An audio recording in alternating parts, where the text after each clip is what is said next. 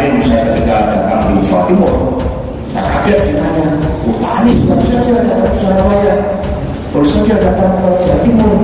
Lalu saya ditanya, bagaimana kedatangan Pak Anies? Ya dalam persepsi yang positif, saya tegaskan, kehadiran Pak Anies di Surabaya akan membuka mata beliau. Wah, Surabaya dalam 6 tahun terakhir ternyata kepemimpinannya jauh lebih maju dari Jakarta, saudara-saudara.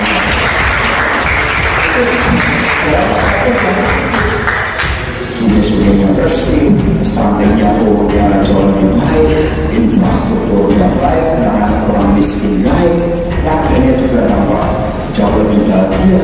Coba kalau beliau jalankan kesinambungan dengan Pak Jokowi, Pak Ahok, Pak Jarod, pasti hasilnya juga baik. Tetapi ketika menunjukkan diri sebagai antites orang yang baik, kan kita tahu antites orang yang baik apa hasilnya. Nah, maka sisi positifnya dengan kunjungan beliau ke Surabaya akan membuka pengalaman nyata dari Pak Anies bagaimana Surabaya ternyata berubah jauh lebih cepat, apalagi wali kotanya itu setelah dulu Pak Mudia, Bu Risma dan Pak Ayer menunjukkan adanya suatu kesinambungan dalam city development. Maka Surabaya menjadi smart city yang sangat hijau, infrastrukturnya sangat baik, penanganannya banjir sangat baik, dan nggak ada itu berpura-pura baik dan hasilnya tidak baik, itu nggak ada.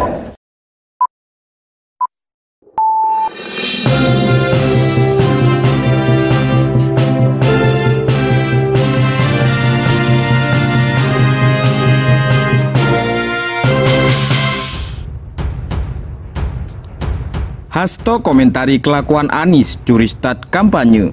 Rakyat bisa menilai. Sekjen DPD PDI Perjuangan Hasto Kristianto mengomentari safari politik yang dilakukan oleh Anies Baswedan di Surabaya dan Madura dalam beberapa hari terakhir. Tanggapan menohok diungkapkan oleh Hasto. Dia menyebut safari politik Anies sepi.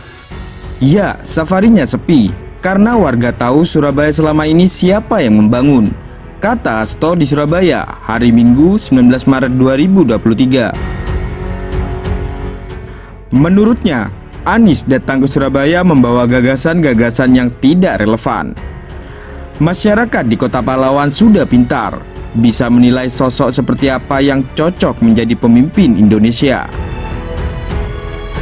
Orang Surabaya berpikir, kalau hebat majukan dulu Jakarta dari Surabaya, baru datang ke sini. Kira-kira kan begitu, tuturnya. Disinggung soal Anies mencuri start kampanye, Hasto mengatakan masyarakat yang akan menilainya sendiri.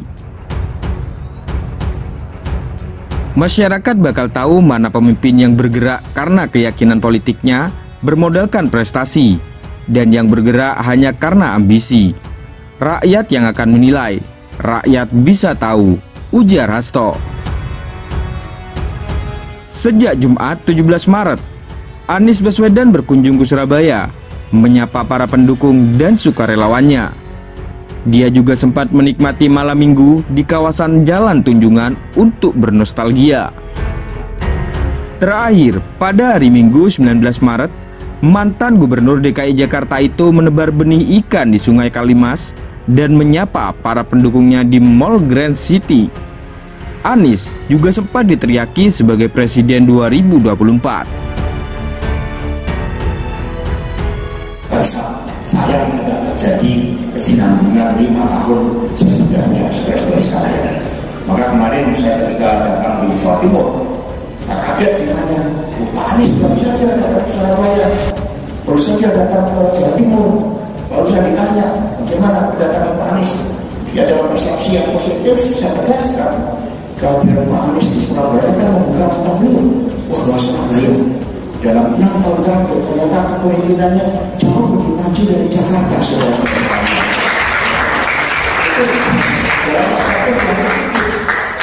Sungai-sungainya bersih, stuntingnya turunnya jauh lebih baik, infrastrukturnya baik, penanganan orang miskin baik, warganya juga nampak jauh lebih bahagia.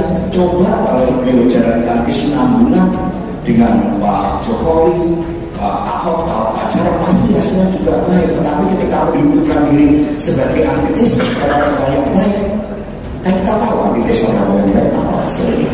Nah, maka sisi positifnya dengan kunjungan beliau ke Surabaya kan membuka pengalaman nyata dari Pak Anies bagaimana Surabaya ternyata berubah jauh lebih cepat, apalagi wali kotanya itu setelah dulu Pak Bambang Bu Risma dan Pak Erick menunjukkan adanya suatu kesinambungan dalam city development. Bahkan Surabaya sudah menjadi smart city yang sangat hijau, infrastrukturnya sangat baik, penanganannya banjir sangat baik, dan nggak ada itu berpura-pura baik padahal hasilnya tidak baik, itu nggak ada, saudara-saudara sekalian di sana. Jadi mungkin beliau kaget, semoga kekagetan ini ya tidak menurunkan semangatnya, saudara-saudara sekalian.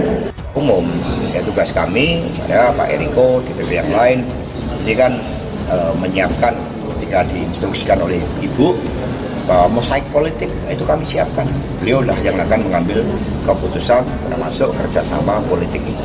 Tapi dengan begitu sudah bisa intens, Mas. Ya, dengan partai-partai yang berada di dalam pemerintahan kami punya suatu intensitas yang sama-sama penting, sama-sama berkualitas, kecuali yang sudah pindah jalur mengusung antitesa Pak Jokowi itu kurang intens. Kebijakan Pak Anies seperti itu, Nasdem bilang itu tanda kepanikan PDIP dan Mas Hasan. Kalau sepi masa panik, yang panik sana dong, jangan dibalik, ya, jangan dibalik. Kalau sana yang sepi, bukan kami yang panik. Mas Hasto, betul nggak sih Mas, deklarasinya PDIP itu akan ditunaikan pada April ya, dari yang rencananya itu bulan Juni, jadi dipercepat? Ya, kalau momentumnya Ibu Mega kan melakukan kalkulasi berdasarkan momentum politik, tapi juga ada peristiwa yang bersejarah yang melatar belakangi. Mengapa DPP jumlahnya 27? Mengapa ketika beliau menjadi presiden kabinetnya gotong royong? Ada aspek-aspek simboliknya. Bulan Juni, bulan Bung Karno. Agustus proklamasi kemerdekaan kita. September pendaftaran. Ya, jadi dalam momentum-momentum strategis itu hanya Bu Mega yang nanti memutuskan, dan itu kan resultante dari berbagai aspek, dan termasuk kesiapsiagaan dari seluruh jajaran partai. Pemilu ini kan bukan hanya bicara capres cawapres, pemilu ini saksinya bagaimana, anggota legislatifnya apakah sudah dipersiapkan dengan baik, kemudian tim kampanyenya bagaimana, visi misinya. Ini satu kesatuan proses, nggak bisa dilepaskan hanya sosok calonnya saja. Artinya kalau persiapan itu tidak akan kasih Loh, kan dari pengalaman tahun 2014 Bu Mega kan progresif, mengumumkan yang duluan. Bahkan kepala-kepala daerah itu juga banyak yang kita umumkan duluan. Contoh Sulawesi Selatan, Bali, dulu Pak Koster itu diumumkan duluan daripada yang lain. Jadi last minute ini kan suatu bentuk provokasi dalam bahasa halus supaya didorong-dorong supaya cepat gitu. Ya, Ibu Mega kan sosok yang kokoh, nggak mudah didorong-dorong, dipanas-panasin.